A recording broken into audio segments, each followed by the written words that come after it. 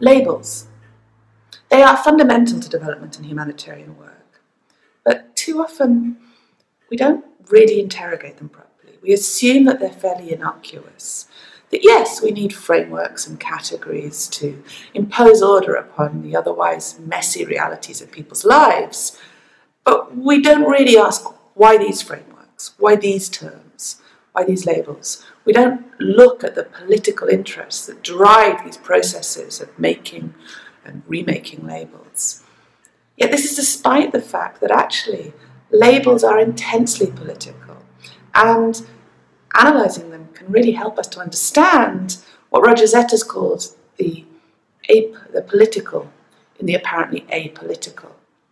And we can start by looking at the labels we use ourselves to define our own work, to be defined by others. Who am I? It depends on who's asking that question and in what context. I can be a visiting fellow at Stanford. I can be a former lecturer at Edinburgh. I'm a writer, a researcher. I can be a migration advocate. I can be a refugee expert. I can also be things like a feminist or a soon-to-be mother. I'm a British citizen, but I'm also a Canadian citizen, and I'm an American non-resident alien with an L2 visa. Some of these labels I choose.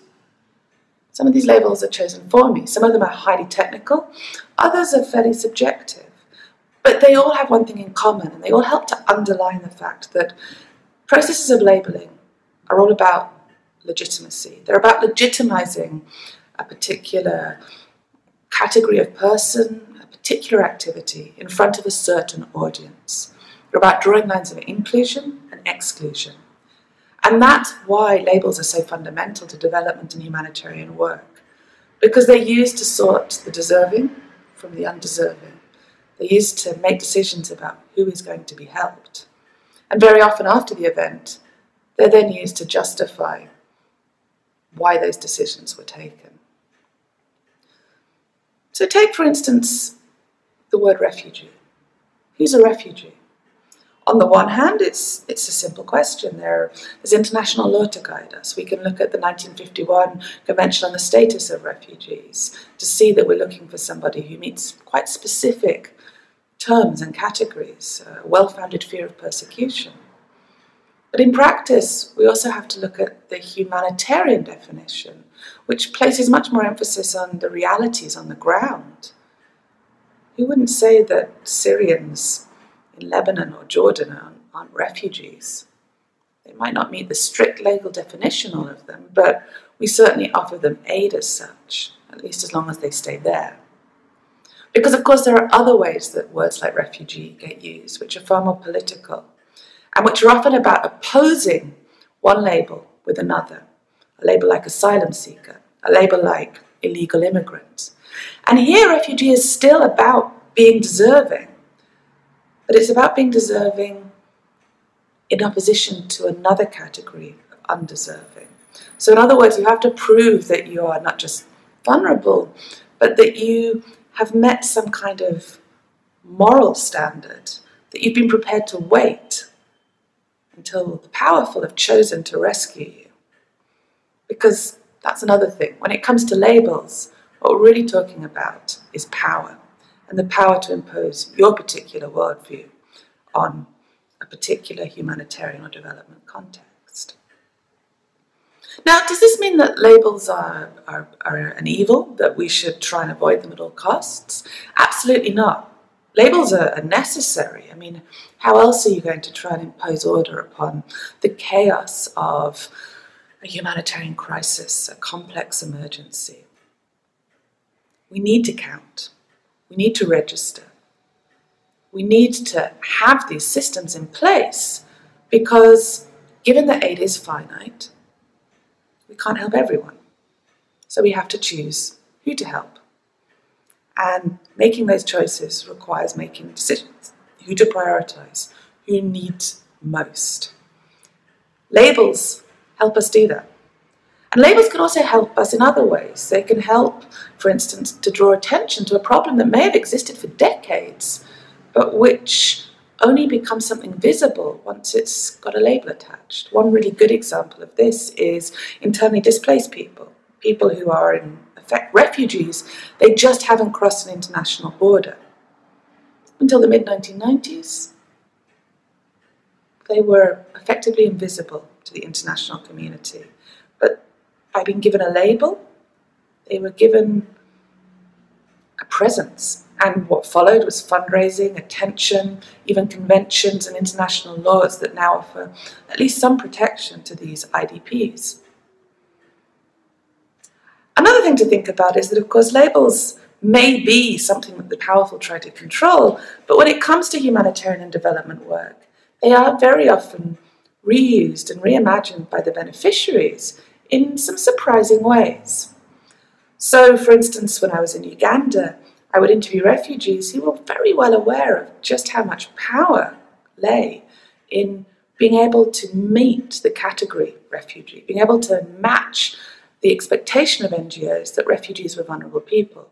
So whenever they went to an NGO meeting, they would make sure to put on their oldest, their dirtiest clothes.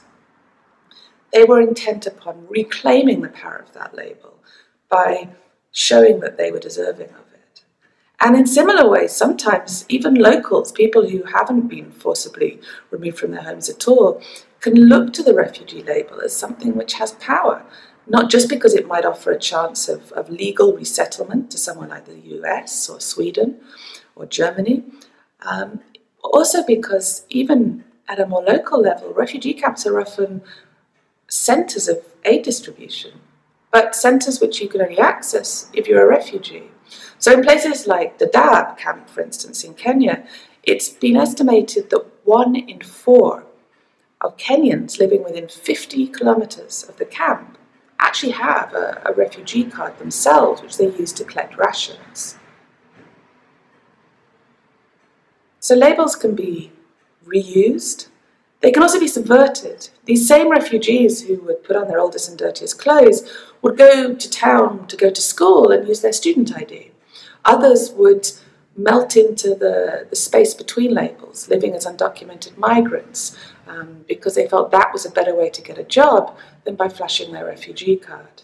Our identities are usually multiple and overlapping, and while I don't want to exaggerate the extent to which refugees have the power to reform the labels that are imposed upon them by the humanitarian system, it is important to recognize that power doesn't just flow one way, and the humanitarian system doesn't simply impose order upon vulnerable refugee victims. Nevertheless, increasingly most of my own work really focuses on other forms of manipulation, other forms of subversion, which I'd argue are far more sinister because they involve powerful states effectively trying to remake the refugee label so that fewer refugees exist, while claiming they're doing this in order to protect the sanctity of refugee protection and the fundamental principles of asylum. So Australia, for instance, now says that if you arrive by boat, you aren't a real refugee.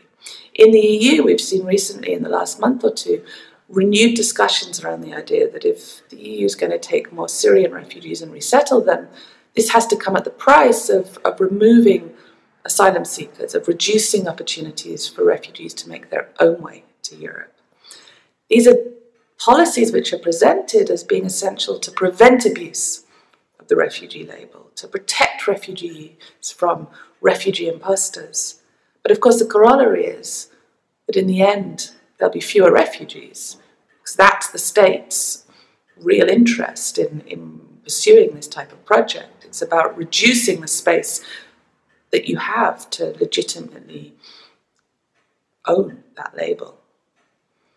Now, I haven't got a lot of time left, so you can read a lot more about this process of manipulation, distortion, especially around our migration system. If you download my book, shameless plug here, it's just £2. It's available on amazon.co.uk, The Huddled Masses, Immigration and Inequality. But for now, I just want to make one final point that in some ways brings me back to my beginning, this question of how how we use labels to define our own work and our own place within the humanitarian and development system. Because there are also rigid labels that are very often used to define academic, policymaker, practitioner. And yet increasingly the work I do doesn't fit into any of those categories. It fits between them. And actually this has been a deliberate choice, because increasingly I've come to believe that it's not enough just to research labelling, to understand or to begin to be able to piece together why the politics of labelling work in such a way as to be often very discriminatory against humanitarian beneficiaries. We need better labels. We need to change them, not just interpret them. And that won't happen by just being a researcher.